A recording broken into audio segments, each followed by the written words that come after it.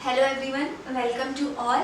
जैसे कि हमने लास्ट क्लास में आपका सिलेबस डिस्कस किया था, तो आज हम आपका फर्स्ट टॉपिक से स्टार्ट करते हैं कि कॉन्स्टिट्यूशन क्या है। ठीक है, तो मैंने आप लोगों को लास्ट क्लास में बताया था कि कॉन्स्टिट्यूशन आपकी क्या है, रूल बुक ऑफ इंडिया। ठीक है, उसमें हमने डिस्कस कर लिया था कि आर्टिकल्स क्या होते हैं, शेड्यूल्स क्या होते हैं, पार्ट्स क्या होते हैं, ये सब टॉपिक हमने लास्ट क्लास में डिस्कस कर लिया था। ठीक है, तो अब देखते हैं आज आगे की कॉन्स्टिट्यूशन में आपका क्या है। सबसे पहले ये चीज यहाँ पे याद रखना है कि कॉन्स्टिट्यूशन आपका कब एडॉप्ट हुआ था, 26 नवंबर 1949 को। और कब से आपका इंडिया में लागू हुआ था, जस्ट आपका 26 जैन 1950 को। ठीक है, तो इतनी सी चीज बस इसके बारे में याद रखनी है। और दूसरा, हम आगे इसके कुछ फीचर्स देखते हैं। ठीक है, तो सबसे पहले हमें कुछ फीचर्स को समझना होगा, जिससे हमें समझ में आएगा कि एक्चुअली कॉन्स्टिट्यूशन है क्या। ठीक है, सबसे पहला जो है आपका सेलिएंट फीचर। तो सबसे पहले हम समझते हैं कि सेलिएंट फीचर क्या है। कुछ हम इसके सेलिएंट फीचर्स देखते हैं। ठीक है, सबसे पहला जो इसका सेलिएंट फीचर है आपका, वो है आपका पार्लियामेंट्री फॉर्म ऑफ गवर्नमेंट। अब समझते हैं, सबसे पहले मैं आपको लिख के बताती हूँ, पार्लियामेंट्री फॉर्म ऑफ गवर्नमेंट। ठीक है, अब देखो क्या होता है ये पार्लियामेंट्री फॉर्म ऑफ गवर्नमेंट, क्या इसमें क्यों ये ऐसा हम बोल रहे हैं। ठीक है, देखो आपकी जो गवर्नमेंट चलती है ना, यहाँ पे देखिए पार्लियामेंट आपका, सबसे पहले तो पार्लियामेंट हम आगे टॉपिक करेंगे, बट यहाँ पे एक थोड़ा सा ओवरव्यू समझ लीजिए। देखिए पार्लियामेंट जो होता है आपका, वो किस किस से मिलके बनता है। पार्लियामेंट के अंदर आपके दो हाउसेज होते हैं। एक हाउस होता है आपका लोकसभा, ठीक है, और दूसरा हाउस होता है आपका राज्यसभा। तो यहाँ पे पार्लियामेंट में आपके क्या होते हैं, दो हाउसेज होते हैं, लोकसभा, राज्यसभा। तीन चीजों से मिलके आपकी पार्लियामेंट बनती है। एक आपकी लोकसभा, दूसरी आपकी राज्यसभा, एंड तीसरा आपका क्या होता है, प्रेसिडेंट। इन तीनों से मिलके आपकी क्या बनती है, पार्लियामेंट बनती है। ठीक है, किस किस से मिलकर बनती है, लोकसभा, राज्यसभा और प्रेसिडेंट। आगे हम क्लियर करेंगे, बट यहाँ पे समझ लीजिए पार्लियामेंट्री लिखा है ना, तो इसलिए पार्लियामेंट का मतलब समझिए। पार्लियामेंट से क्लियर करना है दिमाग में, लोकसभा, राज्यसभा और प्रेसिडेंट, तीनों से मिलके आपकी क्या बनती है, पार्लियामेंट। तो इंडिया में जो आपका है ना, वो कैसी है, पार्लियामेंट्री फॉर्म ऑफ गवर्नमेंट। मतलब कि पूरी की पूरी पावर आपकी प्रेसिडेंट के पास नहीं है। किसके पास है, दोनों हाउसेस के पास भी है। कुछ पावर आपकी लोकसभा के पास है, कुछ राज्यसभा के पास है।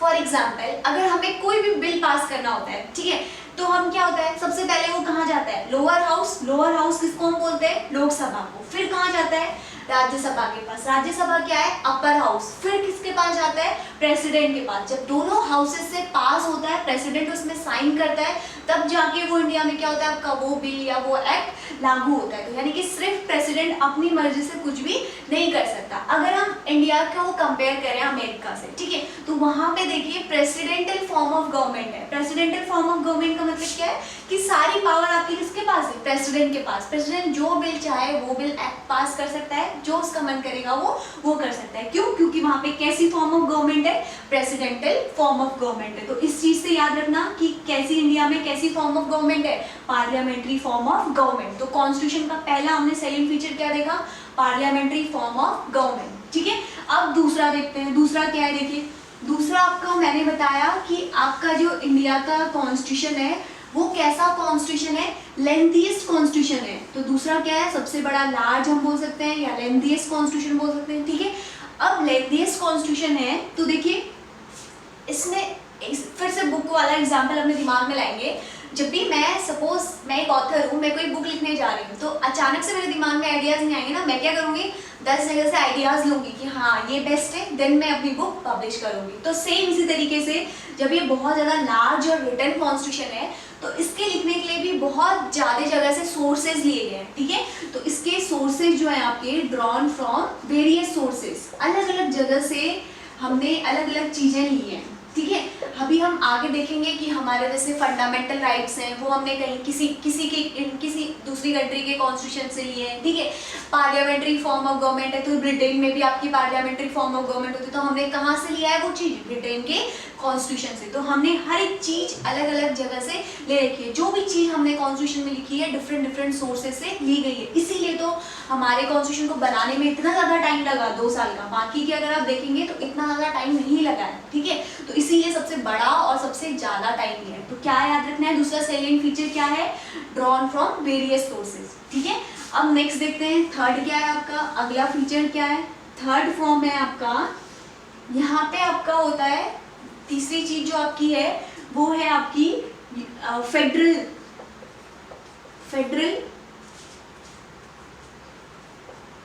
जो आपका ये कॉन्स्टिट्यूशन है ना वो है आपका फेडरल विथ यूनिटरी बायस।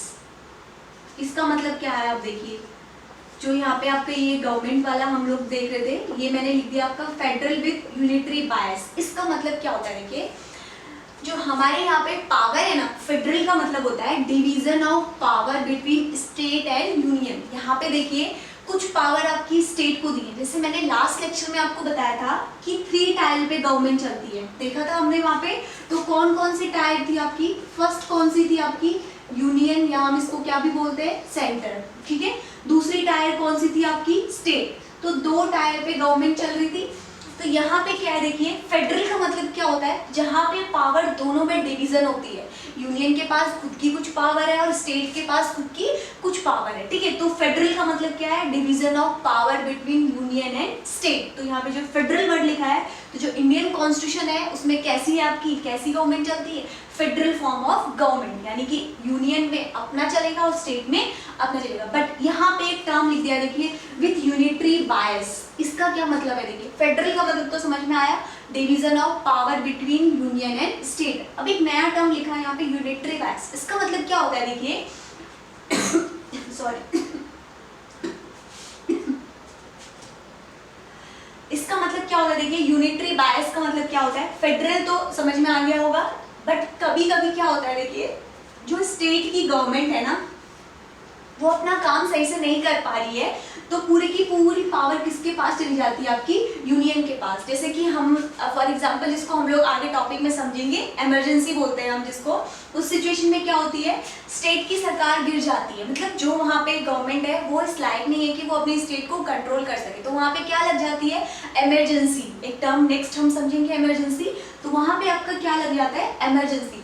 तो पूरी जो स्टेट है ना आपकी वो किसके कंट्रोल में आ जाती है, यूनियन के कंट्रोल में। तो इसीलिए यहाँ पे क्या टर्म लिखा है, यूनिटरी बायस। तो नॉर्मल समझना है, नॉर्मल टाइम पे कैसी गवर्नमेंट है, फेडरल गवर्नमेंट। फेडरल गवर्नमेंट का मतलब डिवीजन है पावर यूनियन में और किसमें, स्टेट में, but with unitary bias. Unitary बायस क्यों है, देखिए क्योंकि किसी टाइम पे जब आपकी गवर्नमेंट स्टेट पे सही से नहीं चल रही है, तो स्टेट अब उस किसके कंट्रोल में आ जाएगा, यूनियन के कंट्रोल में। तो एक ही आया, तो इसलिए इसको हम क्या बोलते हैं, यूनिटरी बायस। तो यह समझना है, फेडरल विथ यूनिटरी बायस। ठीक है, अब यहाँ पे हमने इमरजेंसी की बात करी, तो अगला हम लोग इमरजेंसी समझते हैं कि इमरजेंसी क्या है। अगला फीचर है आपका फोर्थ, जिसको हम बोलते हैं आपका इमरजेंसी। ठीक है, अब देखिए इमरजेंसी का मतलब क्या होता है, ये हम करेंगे, बहुत इंपॉर्टेंट है। इमरजेंसी आपकी नॉर्मल भी, अगर आप लोग हॉस्पिटल में भी जाते हैं तो वहाँ पे भी इमरजेंसी वार्ड होता है। तो इमरजेंसी का मतलब क्या है, हिंदी में अगर मैं बोलूँ तो आपातकालीन, यानी कि कोई स्थिति कंट्रोल में नहीं है, इसलिए वहाँ पे क्या हो रहा है, इमरजेंसी हो रही है। ठीक है, तो सेम इसी तरीके से कंट्री में भी आपकी क्या होती है, इमरजेंसी लगती है। कितने टाइप की इमरजेंसी होती है, 3 टाइप की होती है। एक होती है आपकी फर्स्ट नेशनल इमरजेंसी। कौन सी होती है, नेशनल इमरजेंसी, जो नेशनल में लगेगी, पूरे कंट्री में लगेगी। ठीक है, जैसी गवर्नमेंट चलती है उसी टाइप से आपकी इमरजेंसी भी लगती है। सेम दूसरी कौन सी होती है आपकी, स्टेट इमरजेंसी। ठीक है, दूसरी कौन सी होती है, स्टेट इमरजेंसी, या हम इसको प्रेसिडेंट इमरजेंसी भी बोलते हैं। क्यों बोलते हैं, क्योंकि ये स्टेट इमरजेंसी के टाइम पे पूरा स्टेट आपके किसके कंट्रोल में आ जाता है, प्रेसिडेंट के उसमें। ठीक है, एंड द लास्ट कौन सी होती है आपकी, थर्ड होती है आपकी फाइनेंस इमरजेंसी। ठीक है, फाइनेंस इमरजेंसी। तो 3 टाइप की इमरजेंसी आपको याद रखनी है। पिछले इससे पहले वाले फीचर में हमने देखा था कि नॉर्मली क्या है आपका, फेडरल है, बट इमरजेंसी के टाइम पे कैसी गवर्नमेंट चलती है, यूनिटरी। यूनिटरी का मतलब क्या होगा, पूरा स्टेट किसके कंट्रोल में आ जाएगा, आपका प्रेसिडेंट, यूनियन के कंट्रोल में। ठीक है, तो 3 टाइप की कौन कौन सी इमरजेंसी आपकी, टॉपिक आगे कंटिन्यू करेंगे, यहाँ पे सिर्फ समझिए कितने टाइप की है, नेशनल, स्टेट और फाइनेंस इमरजेंसी। ठीक है, तो ये आपका क्या था, फोर्थ फीचर था। अब हम नेक्स्ट फीचर देख लेते हैं। नेक्स्ट आपका है, नेक्स्ट फीचर है आपका जो कॉन्स्टिट्यूशन में रिटन है, वो है आपका फिफ्थ, सिटीजनशिप। क्या है अगला टॉपिक आपका, citizenship.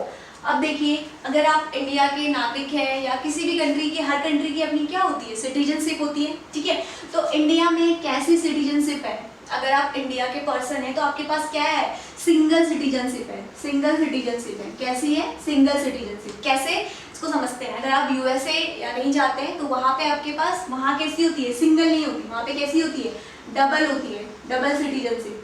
For example, double citizenship का मतलब क्या है, अगर मैं इंडिया की सिटीजन हूँ, ठीक है, तो एक सिटीजनशिप आपकी कहाँ की होती है, कंट्री की होती है, दूसरी सिटीजनशिप आपकी कहाँ की होती है, स्टेट की होती है। आप किसी भी स्टेट से बिलोंग करते हो, उत्तराखंड, झारखंड, बिहार, कहीं से भी, तो आपके पास क्या उत्तराखंड की सिटीजनशिप या झारखंड की सिटीजनशिप है, नहीं, आपके पास सिर्फ एक सिटीजनशिप है, वो कहाँ की है, इंडिया की। तो इंडिया की सिटीजनशिप कैसी है आपकी, सिंगल सिटीजनशिप, ठीक है। अगर हम यूएसए की बात करते हैं तो यूएसए में आपकी डुअल सिटीजनशिप होती है। डुअल सिटीजनशिप का मतलब क्या है, एक तो आपके पास कंट्री की होगी, दूसरी आपके पास क्या होगी, जिस स्टेट से आप बिलोंग करते हैं उस स्टेट की भी आपके पास क्या होगी, सिटीजनशिप होगी। तो याद रखना है, फिफ्थ फीचर आपका क्या है, सिटीजनशिप। और सिटीजनशिप में कैसी सिटीजन है आपकी, सिंगल सिटीजनशिप, ठीक है।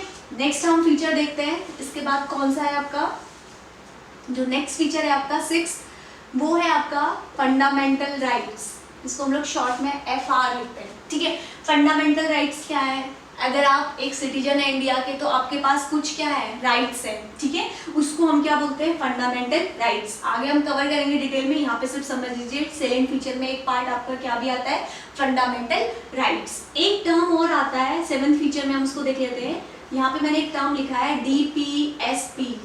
इसका मतलब क्या है, देखिए, directive principle of state policy. DPSP होता क्या है, देखिए, फॉर एग्जाम्पल इसको समझिए एक एग्जाम्पल से, DPSP वर्ड क्या है, क्यों मैंने ऐसा लिखा है, ये एक फीचर है कॉन्स्टिट्यूशन का। अब देखिए कि ये मेनली ह्यूमन वेलफेयर या सोसाइटी के लिए किया जाता है, ठीक है।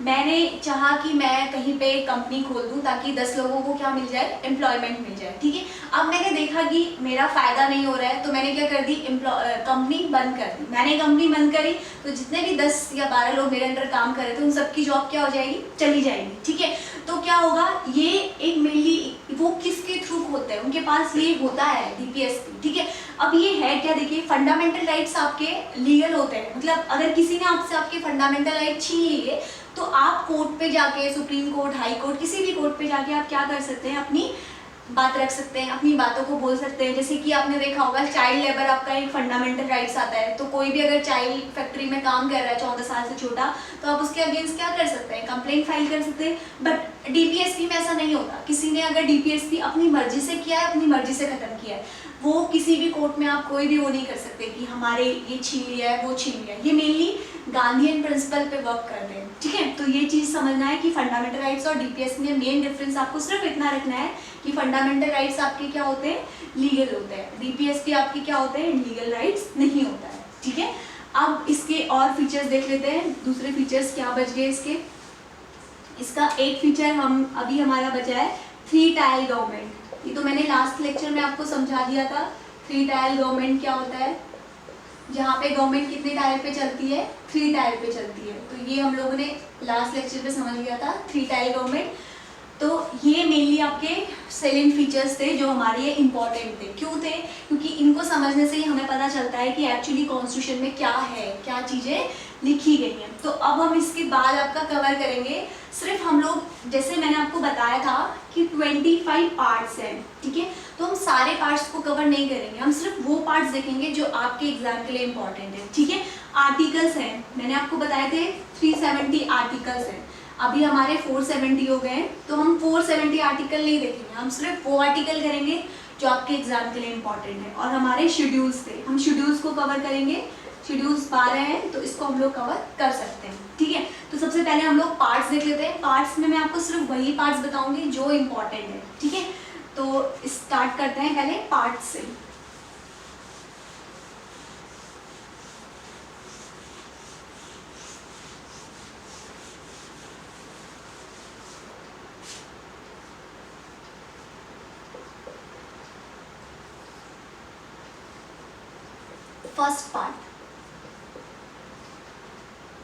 फर्स्ट पार्ट में आपका क्या आता है, फर्स्ट पार्ट में आपका आता है यूनियन एंड इट्स टेरिटरी।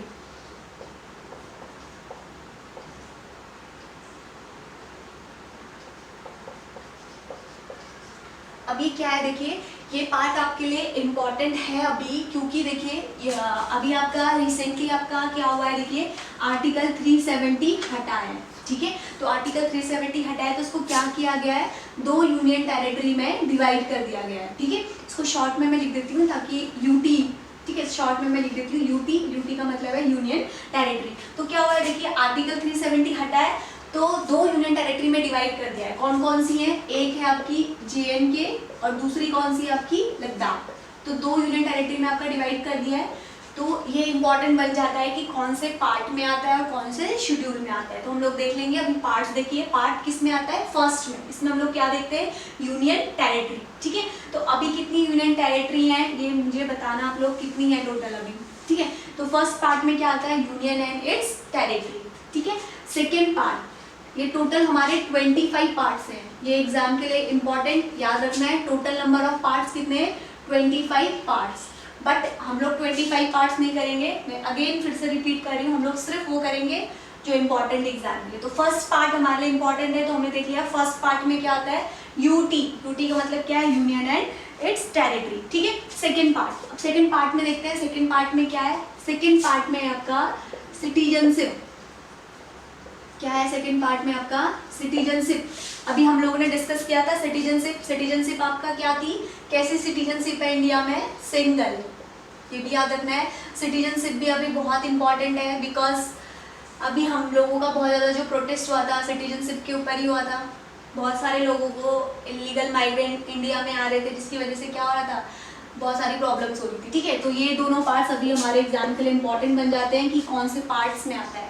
तो फर्स्ट पार्ट आपका क्या है, union territory, second part citizenship, ठीक है। थर्ड पार्ट देख लेते हैं। थर्ड पार्ट के अंदर क्या आता है, शॉर्ट में लिख देती हूँ मैं, FR। FR का मतलब क्या है, फंडामेंटल राइट्स। तो थर्ड पार्ट में क्या कवर होगा आपका, फंडामेंटल राइट्स। कितने फंडामेंटल राइट्स हैं टोटल, 6,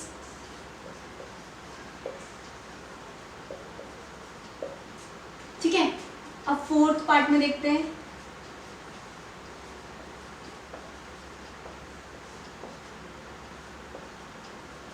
फोर्थ पार्ट में आपका क्या आता है, DPSP। अभी जस्ट इससे पहले एक्सप्लेन किया था DPSP क्या होता है, तो यहाँ पे समझ लीजिए कौन से पार्ट के अंदर आता है आपका, फोर्थ पार्ट में आता है, ठीक है। फिफ्थ पार्ट में आपका क्या आता है, यूनियन गवर्नमेंट,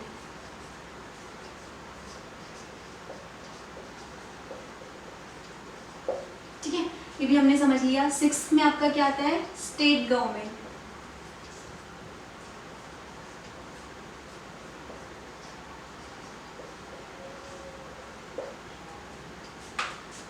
इतना ही हमको इम्पोर्टेंट याद रखना है। First part union territory, second part citizenship, कैसे सिटीजनशिप है, single. Third part fundamental rights, total कितने हैं आपके, 6 rights. Fourth part DPSP, fifth union government and sixth आपका क्या है, स्टेट गवर्नमेंट, ठीक है।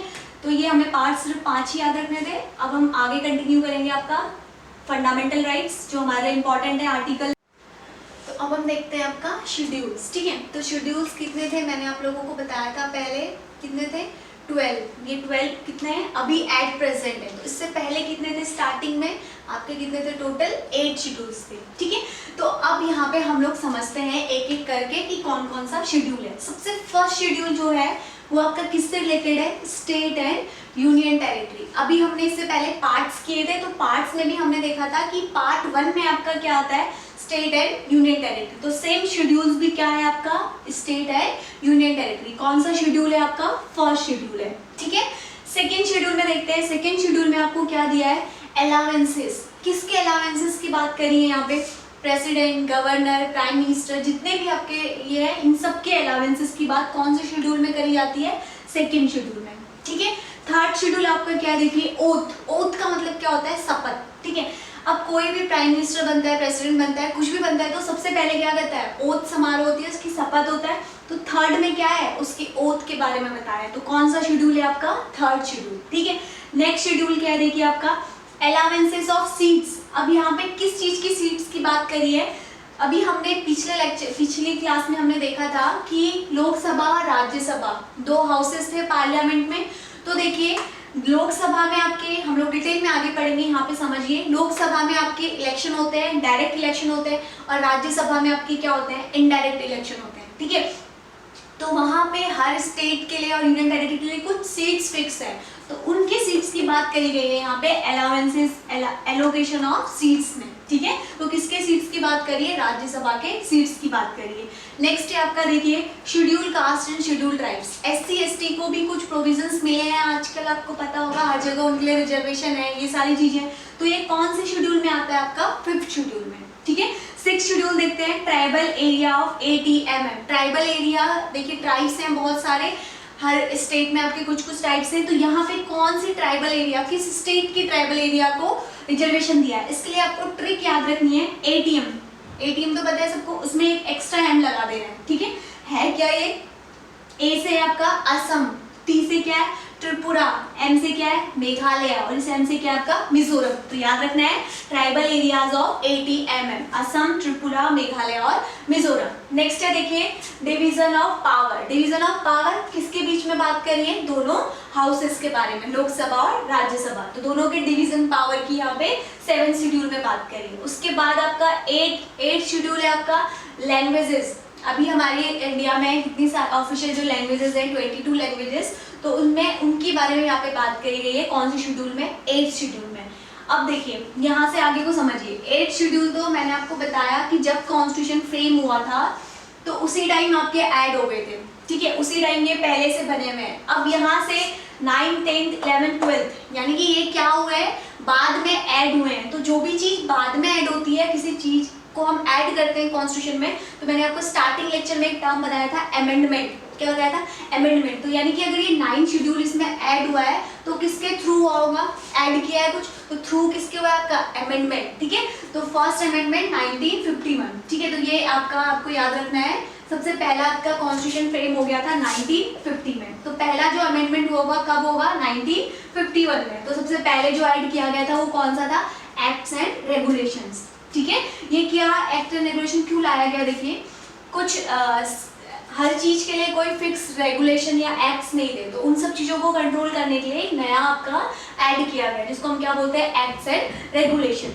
एंड 10th आपका क्या है, देखिए anti defection law. Anti defection law का मतलब क्या होता है कि जो यहाँ पे टर्म लिखा है एंटी डिफेक्शन, इसका मतलब क्या होता है, देखिए कि अगर किसी ने, जैसे पहले देखिए प्रेसिडेंट को हटाने के लिए, वाइस प्रेसिडेंट को हटाने के लिए, ये सबको हटाने के लिए कोई प्रोसीजर नहीं था, ठीक है।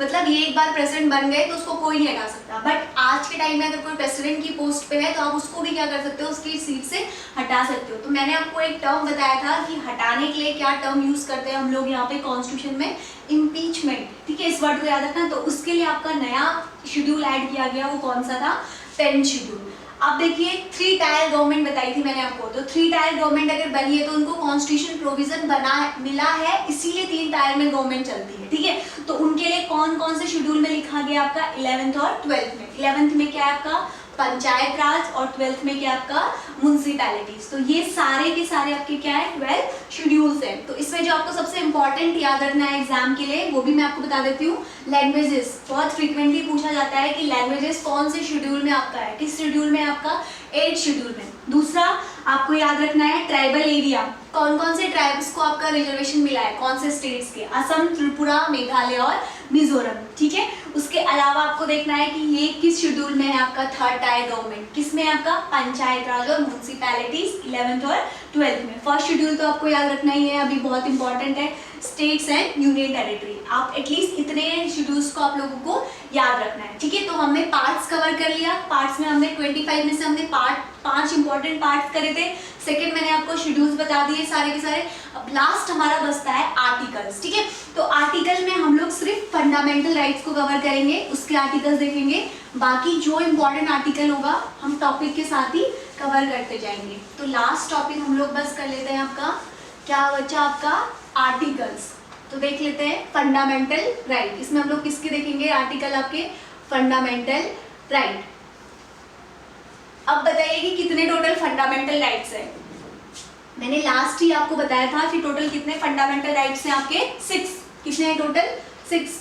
अब कौन कौन से हैं देख लेते हैं। सबसे पहले आप लोगों ने सुना भी होगा, सबसे फर्स्ट क्या है, राइट टू इक्वालिटी।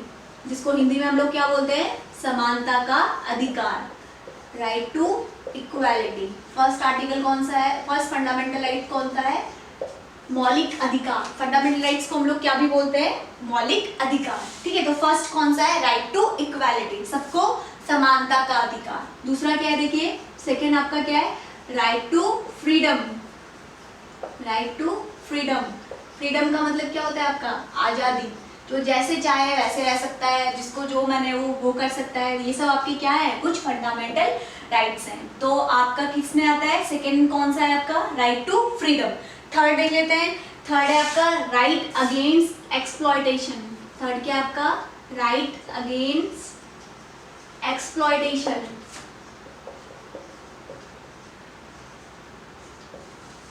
एक्सप्लॉयटेशन मतलब शोषण का अधिकार, ठीक है।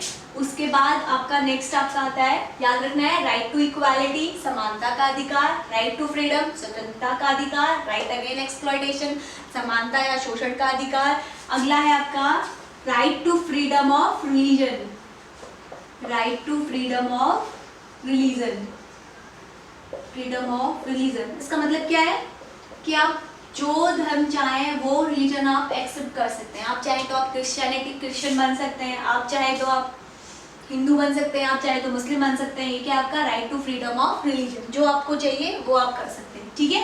एंड नेक्स्ट है आपका cultural and education right, cultural and education right, cultural and education right. कितने हो गए आपके, 5। एंड लास्ट है आपका कॉन्स्टिट्यूशनल रेमेडीज,